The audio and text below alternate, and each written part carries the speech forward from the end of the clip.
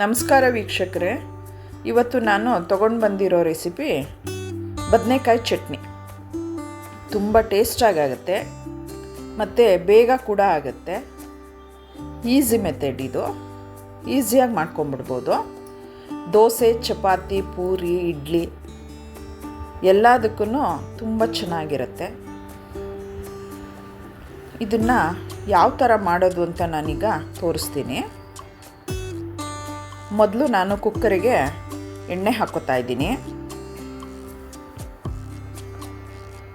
ಅದಕ್ಕೆ ಸಾಸಿವೆ ಹಾಕೋತಾ ಇದ್ದೀನಿ. ಸಾಸಿವೆ ಸಿಡಿದ ಮೇಲೆ 2 ಈರುಳ್ಳಿ ಹಾಕೋತಾ ಇದ್ದೀನಿ, ಮೀಡಿಯಮ್ ಸೈಜ್ದು. ಅದನ್ನು ಸ್ವಲ್ಪ ಫ್ರೈ ಮಾಡ್ಕೊತೀನಿ.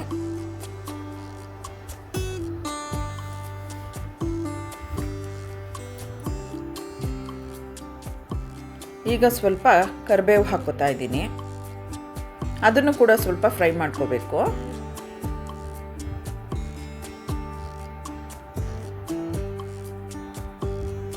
ಮತ್ತು ನೋಡಿ, ಗುಂಡಾಗಿರೋ ಬದನೆಕಾಯಿ ಬರುತ್ತಲ್ಲ, ಅದನ್ನು ಹಾಕೋತಾ ಇದ್ದೀನಿ. ಒಂದು ಅರ್ಧ kg ಹಾಕೋತಾ ಇದ್ದೀನಿ.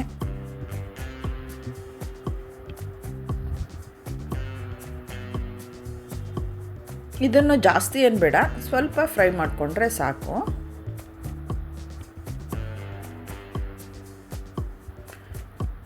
ಈಗ 3 ಟೊಮೆಟೊ ಹಾಕೋತಾ ಇದ್ದೀನಿ, ಹುಳಿ ಟೊಮೆಟೊ.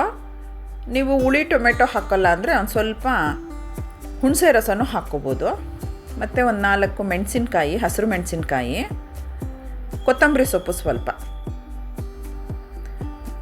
ಇದಕ್ಕೆ ಹುಳಿ ಟೊಮೆಟೊನೇ ತುಂಬ ಟೇಸ್ಟಾಗಿರೋದು.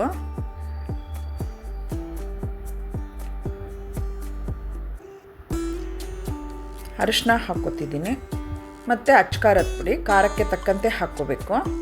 ಸ್ವಲ್ಪ ಹಸಿರು ಮೆಣಸಿನ್ಕಾಯಿ ಕೂಡ ಹಾಕಿದ್ದೀನಲ್ಲ, ಉಪ್ಪು ಹಾಕ್ಕೊಂಡೀಗ ಒಂದು ಸಾರಿ ಎಲ್ಲ ತಿರುಗಿಸ್ಕೊತಾ ಇದ್ದೀನಿ.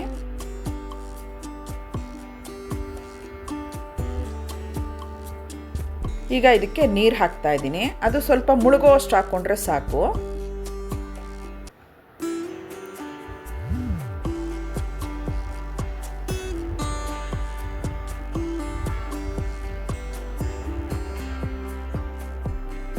ಈಗ ಕುಕ್ಕರ್ ಕ್ಯಾಪ್ ಹಾಕಿಬಿಟ್ಟು ನಾನು 2 ವಿಷಲ್ಸ್ ಕೂಗಿಸ್ಕೊತೀನಿ.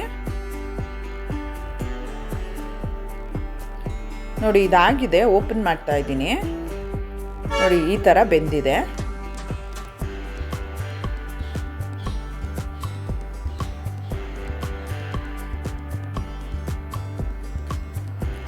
ನೀರಿನ ಪ್ರಮಾಣ ಜಾಸ್ತಿ ಸ್ವಲ್ಪ ಆದರೂ ಪರವಾಗಿಲ್ಲ, ಕಡಿಮೆ ಇದ್ದರೂ ಪರವಾಗಿಲ್ಲ. ಇದನ್ನು ಮ್ಯಾಶರಲ್ಲಿ ಮ್ಯಾಶ್ ಮಾಡ್ತಾ ಇದ್ದೀನಿ.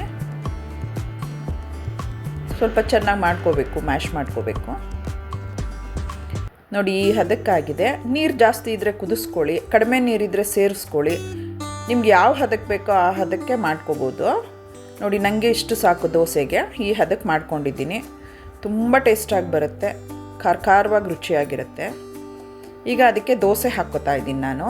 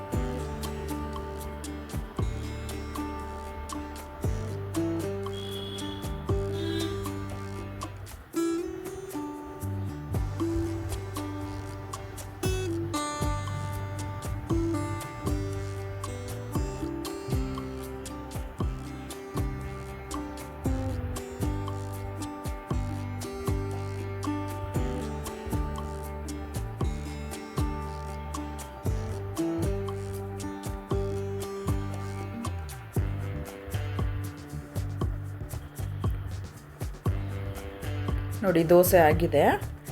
ದೋಸೆ ಜೊತೆ ಅಂತೂ ಒಳ್ಳೆ ಕಾಂಬಿನೇಷನ್ ಇದು. ನೀವು ಈ ರೆಸಿಪಿನ ಮಾಡಿಕೊಂಡು ನನಗೆ ಕಮೆಂಟ್ ಮಾಡಿ ತಿಳಿಸಿ ಹೇಗೆ ಬಂದಿದೆ ಅಂತ ಹೇಳಿಬಿಟ್ಟು. ನನಗೆ ಸಪೋರ್ಟ್ ಮಾಡಿ, ನನ್ನ ಚಾನಲ್ಗೆ ಸಬ್ಸ್ಕ್ರೈಬ್ ಆಗಿ, ಲೈಕ್ ಮಾಡಿ, ಶೇರ್ ಮಾಡಿ, ಬೆಲ್ ಐಕಾನ್ ಪ್ರೆಸ್ ಮಾಡಿ. Thank you.